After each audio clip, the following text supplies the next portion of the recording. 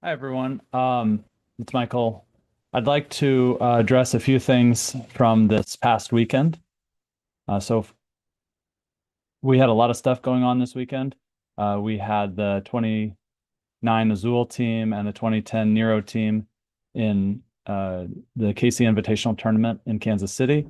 And then on Sunday, I also coached uh, two groups in Boonville, 5v5. And first of all, I want to acknowledge basically the commitment of all the players, their families, and the coaches to making a weekend like this possible when there was a lot going on. I was not able to attend the tournament um, over the weekend because I had been attending an annual conference in my field. I'm a professor at Mizzou. I do research in linguistics. And I was attending a conference that I try to attend every year, the annual conference on African linguistics. And so I was away in Buffalo, New York, from Wednesday afternoon through Sunday morning. One of my students, who is an undergrad who had gone to Hickman and is now just graduated from Mizzou, he presented on our research together.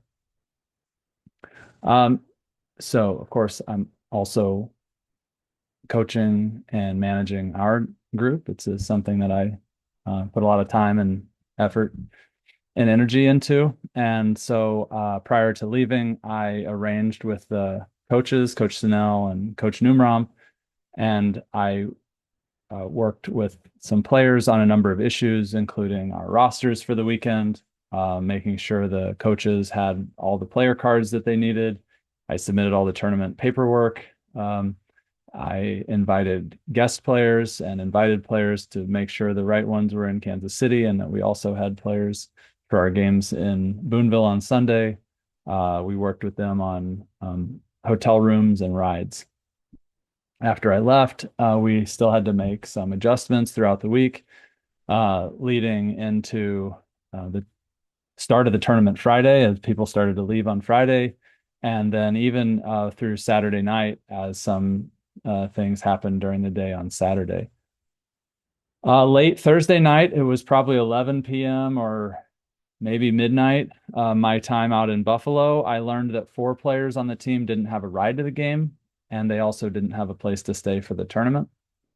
On Friday, had after sort of figuring out a solution for those four, I learned that three additional players needed a ride and a place to stay. So I sent out some messages and attempted to get some help. My son Jaden needed a ride, and fortunately, and I'm grateful that Kadek's family stepped up and agreed to take him. And in Daniel's case, Landon's family stepped up and agreed to take him. I'm less certain about assistance among the 2010 age group, but I do know that someone stepped up and helped Alex get his gear to the games as he had been traveling for school tennis and had left some things behind and needed to get those so he could play on Saturday. So I'm really grateful for those who stepped up and helped out. But to be honest, we really needed a lot more help than we got. And the coaches all stepped up, stepped in, and helped out in the absence of other assistance. So Sanel took four players Friday night, and Numram took two more Saturday morning. In doing that, they became responsible for the players, getting them to their hotel rooms. In Sanel's case, it was really complicated because there was not enough room at the hotel that Sanel had already booked at. So it became a complicated situation. The coaches were then ferrying the players to and from the hotels, Numram's uncle's house, and the game. Actually, in one situation, they didn't have enough room in the car, and they actually had to leave Felix behind at Numram's uncle's house because there wasn't enough space and enough space in the car to get everybody where they needed to be. So Felix had to stay behind. So in addition to coaching and managing our team, Sanel also coaches the pre-academy team, and his team was also entered in the same tournament. So he was really being pulled in different directions over the weekend.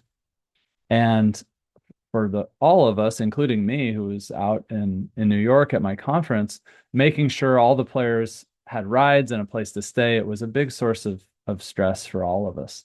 Uh, and they were continuing throughout the weekend to make sure that everyone was where they needed to be on time. And really, had it not been for the pretty extreme efforts by the coaches, this weekend, and really a lot of efforts, or a lot of weekends throughout the season, uh, would have gone sideways quickly. I'm not saying this weekend didn't go sideways at all, but really the coaches gave it the coaches and those who were also, everyone else who was participating really gave us a chance to have a successful weekend. And I've talked to the coaches about this at length, and we really do this. We take the players, we help organize their rides and so on. We do this because we care about the players in the team. Um, Now, despite caring and trying to do our best, I want to just step up and own the fact that we didn't get everything right this weekend. In particular, looking back, I think we made some mistakes with the 2009 Azul team in how we managed the players and their game time on Sunday. I want to admit that. I also want to go through some of the details, maybe not revealing every individual piece of information, but I do want to go through some details because there's responsibility that we coaches are absolutely prepared to take. We made choices, and we will own up where we went wrong. But the players also bear a lot of responsibility for the way things unfolded, and in some cases, the players, I believe, got the short end of the stick a couple times, and in other situations, they really didn't help their own cases. So I've discussed the matter. I wasn't there, right? So I can only really rely on the information I've received. I have worked hard to try to get good information from multiple sources before I shared this message with you all.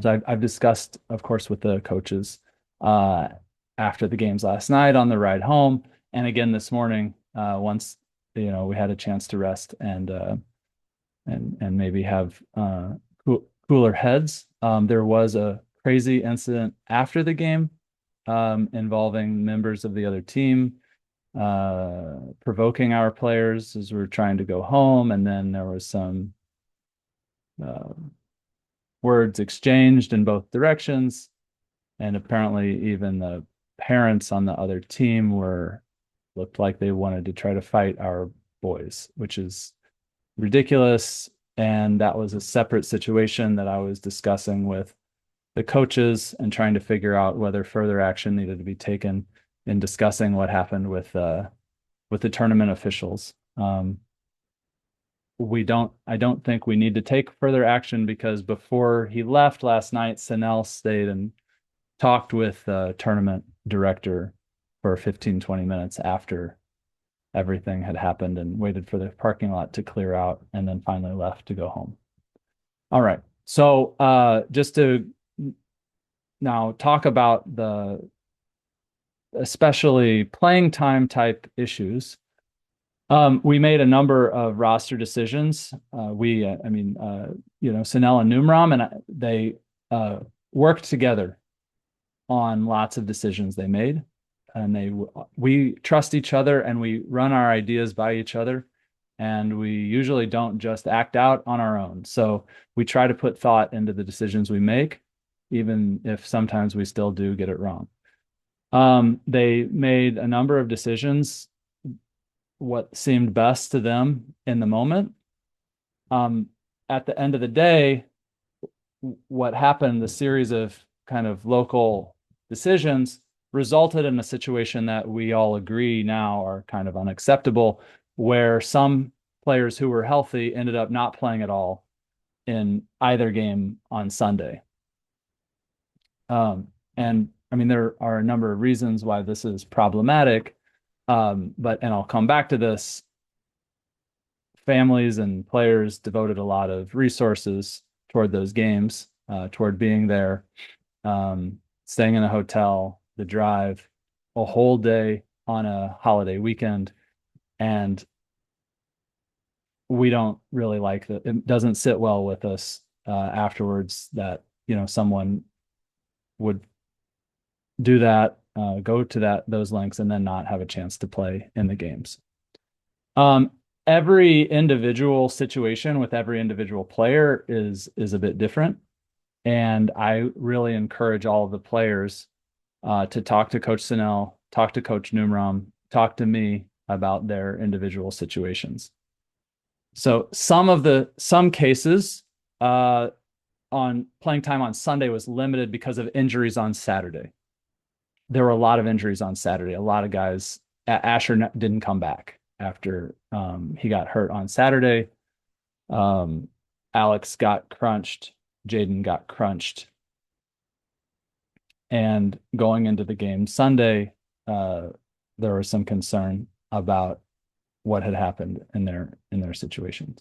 There's another case on Saturday when we were so shorthanded and we had a player rotation. We went down with injury. One of the players had to be begged to go back in after having been subbed out.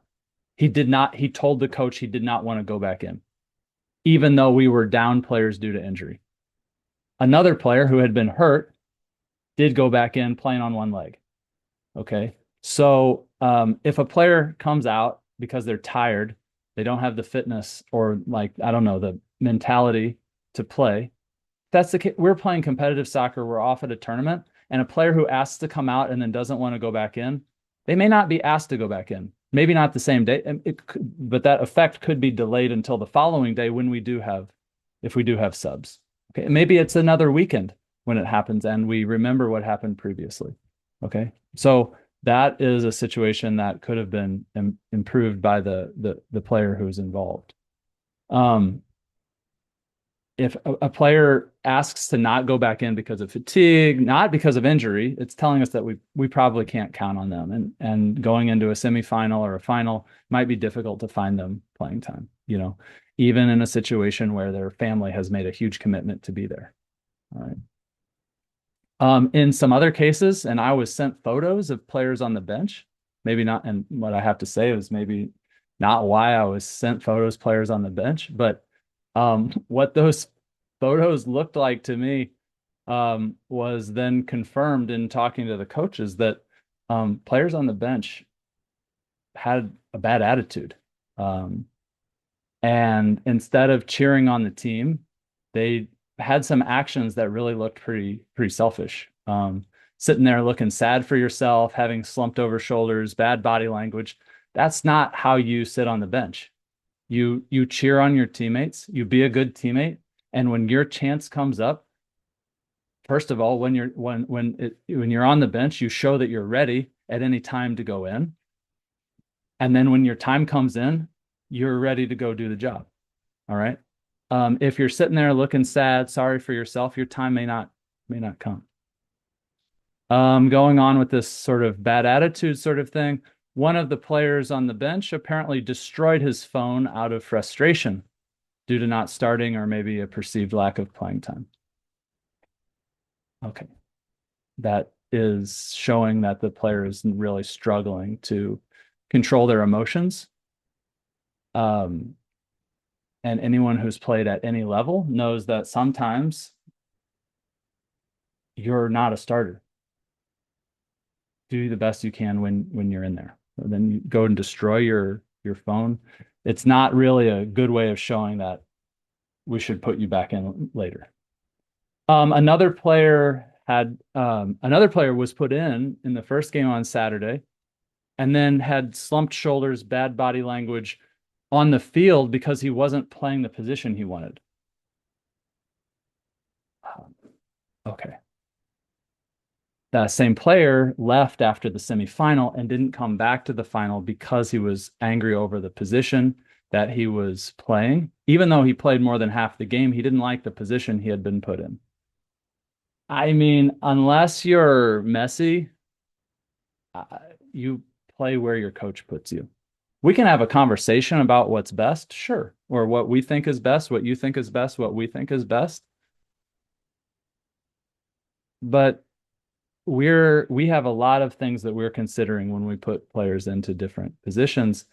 And someone who is getting playing time when others are getting less playing time, and then the one who's getting playing time complains about the spot we're putting them in and doesn't ask maybe how can he play those spots better, you know, it's it's it's tricky.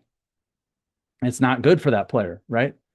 Um, it's not good going forward when we have to make decisions in the future, right? We think that guy's kind of looking pretty selfish instead of figuring out what he can do to make himself better for the team. Um, at the same time, if you really reflect, some of these players have come so far since the beginning of the year, right? So in that moment, it might not be what the player wants, but if you look holistically, how much have they grown in our environment? And I would say a lot. And also there's a lot of growth to still be had. Um, these things are all potentially cross-cutting that I'm going over, but these are a number of reasons why sometimes in that tournament setting, maybe even more so than in a league setting, um, actions during, before, and after the game are on the coach's mind.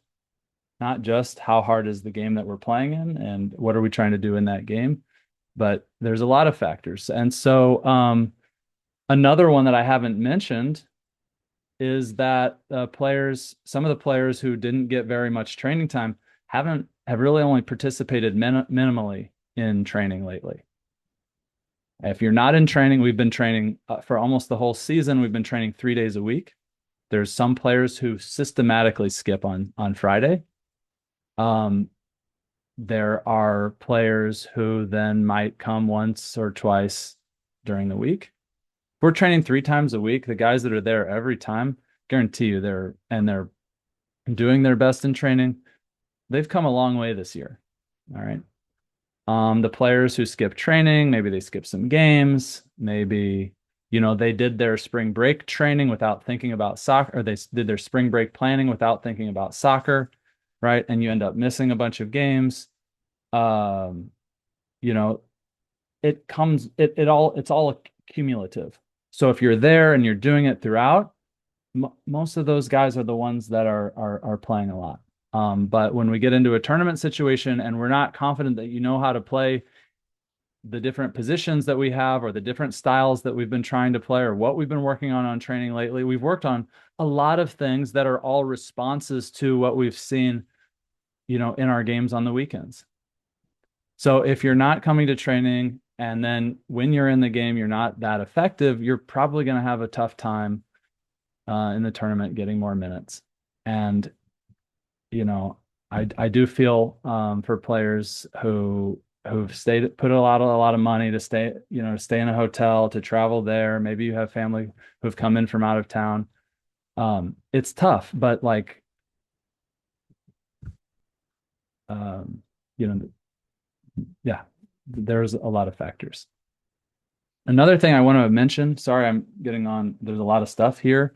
A lot of things happen and there's a lot of details uh, that I think everyone should be aware of. Also, between games, the coaches had to deal with just a really frustrating and challenging distraction between the semifinal game and the finals. There were parents who confronted the coaches to talk about their son's playing time. And then, as I said, one guy went home and not to come back. Uh, Starts writing messages in the parent chat in the middle of the tournament, sharing personal messages that I shared with the son, where I offered some brutally honest coach to player feedback. And it was presented like, aha, got you. I'm going to show everyone how unprofessional you are. Okay. Um, I will talk honestly, brutally honestly with your sons if I don't think they're doing what they need to be doing. that's my job as the coach. All right. I think a lot of people appreciate that.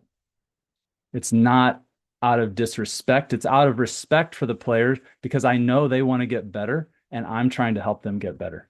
If they choose to not listen, then okay, I can't really control that.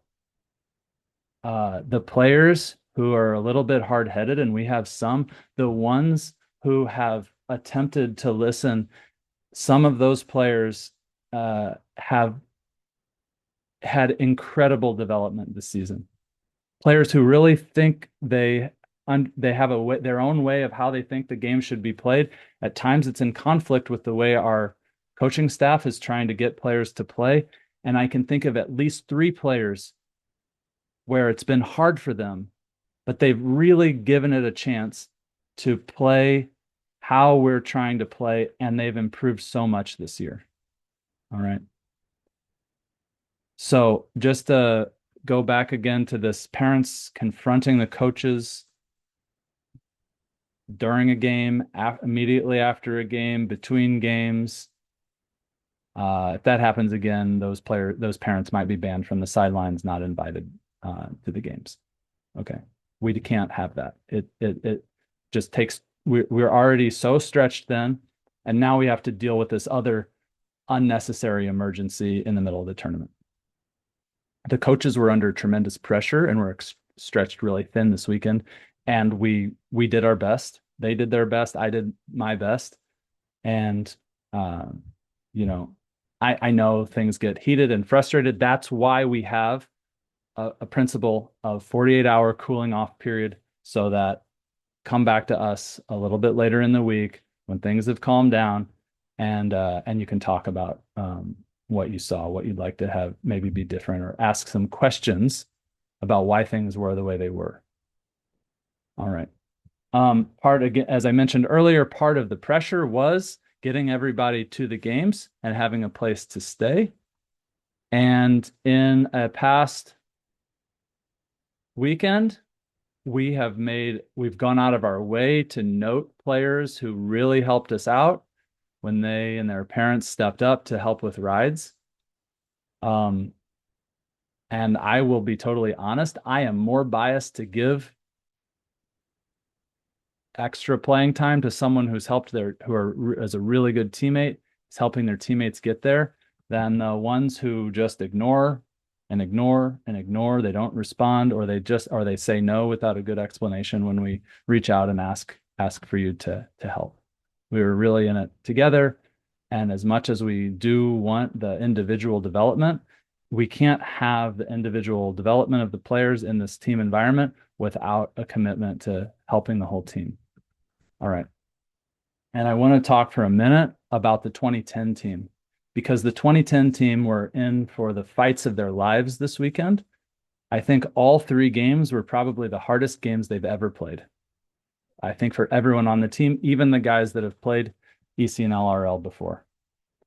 The nature of the teams we were playing against, because of that, the coaches, well, we had to learn from the first game a little bit. But after that, we came up with a game plan to try to deal with these really high-powered, excellent high-level teams. And we asked the players to play a way they don't love, a way that we don't love to play. But we were pragmatic, and we had an approach to try to get something out of the game by playing very conservative defensively, being very difficult to break down, and then trying to counterattack in those rare moments where we've been able to win the ball. It broke down a little bit at the end of that second game, and we ended up losing 2-0 after being tied 0-0 at halftime. In the third game, we went 0-0 at halftime. We played a brilliant first half. Maybe it wasn't as sharp as before in some ways, but we got to half 0-0. We even had other coaches coming over offering advice. The players are saying we really need to be able to generate some more offense. And the coaches doubled down and said we need to be even better defensively. we need to stick with the plan. We will get chances. When we get chances, we have to be ruthless. And guess what happened? Playing against an MLS Next 2 team, a team that's ranked in the middle of the table, not the worst team in the league, an excellent, excellent team. We got that counterattack. We got forward. Excellence makes a brilliant, unselfish pass diagonally to Alex, who runs onto it and finishes it. And they beat a team that's got to be a top team in the region. They beat them 1-0. And to me, it's like it shows how much the players can accomplish when we stick together. That team has a lot of egos. It has a lot of players who have an idea of how they want to play. But on that day, they tucked their egos away. They played a way they don't love to play, and they accomplished something that you wouldn't think they should have any business accomplishing. And so I'm really, really proud of that group. It's not easy to play that way. It's not easy to coach that way. In the third game of the weekend, it's hard to do that, but it was successful because they bought in and they played for the team. I want to contrast that a little bit with the 29 Azul team, where I think we saw a lot of behavior that was self-centered. It was centering the player above the team, and it made the coach's job a lot more difficult. And I think it it led to the coaches kind of consolidating their playing time and kind of going with the guys that they had trusted. They were under a lot of stress, and I think in retrospect they would have done things a little bit differently. But I want you to also understand the environment they were in and what was on them at that moment. So if you see guys pouting on the bench versus the tens team where guys are cheering each other on and trying to do the impossible together, and whereas the other guys were kind of just thinking about themselves, and it's a very, very big difference. All right. I wish things had gone a bit differently. I think the coaches do too. We'll learn from the experience moving forward. But I want to let everyone know that I back Sanel and Numram 100% to try to do what's right for each player and the team.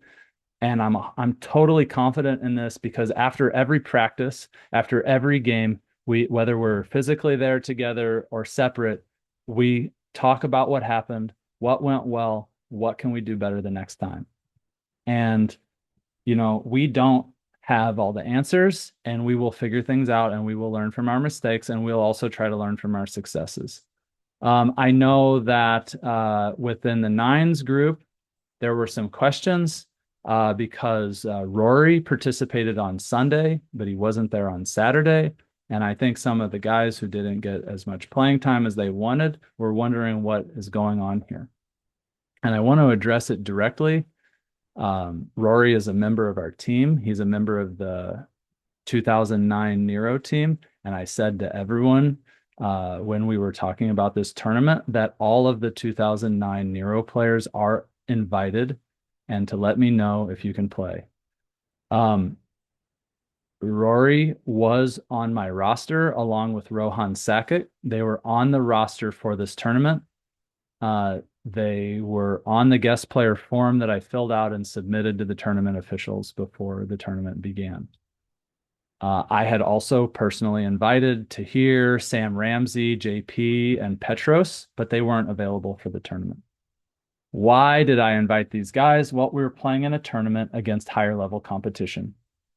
The KC Blaze team was in a higher level bracket, division than us in Heartland League. And the team that we played in the semis and in the finals, yes, we played them in Division 3, but they're from the biggest and best club in the Kansas City area, which is Sporting City. They have a team in our age group right now that's playing in MLS Next Cup.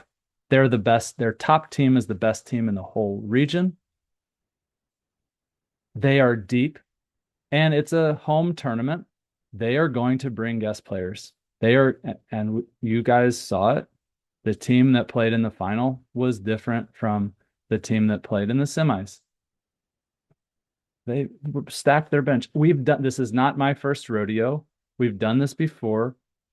Some of the guys are don't have a lot of experience in tournaments, and maybe they think that because this or that happened in a previous in the tournament in Jeff City, or maybe a league game in Kansas City before, that it should be this way or it should be that way. Well, I am helping to lead this group with a lot of experience at different levels. And I tried to prepare a team that was going to be able to compete in this group. Um, I invite players like Rory, like Tahir, like Rohan, like Sam, like JP. Um, they are experienced and they help the Azul players, the other players on Azul, they would have helped them compete and improve individually as they gain that new experience. I really think that a lot of the problems that I've seen recently with our 29 Azul group stems from their lack of experience. Um, and the fact that despite the fact that maybe they've come some way, they still have a lot to learn. And several of these guys act like they've already got it all figured out and they know how it should be, and they should be demanding what position to play.